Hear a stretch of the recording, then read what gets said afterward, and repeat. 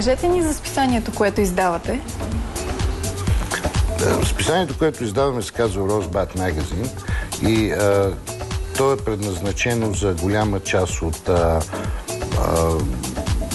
по-богати заможни мъже в Северна Америка, които имат повече време и пари да се занимават с висококачествено градинарство. Имаме около половин милион читатели. Първо искам да благодаря на списание Rosebud, че избра Coiffure Beauty за реализирането на този голям проект.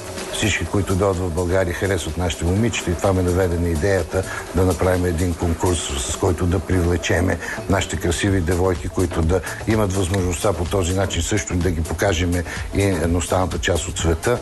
Вили, разкажи ни за реализацията на конкурса. Конкурсът ще се проведе на 15 и 16 октомври.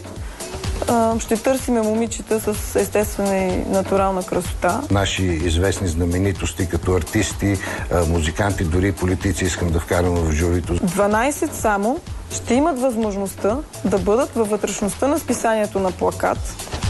Ето, по този начин. И ще имаме първо място, първите 3 и ще има големи парични награди.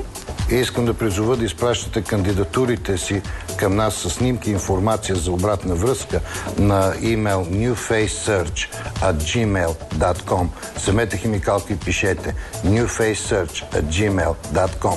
Това може да промени вашия живот.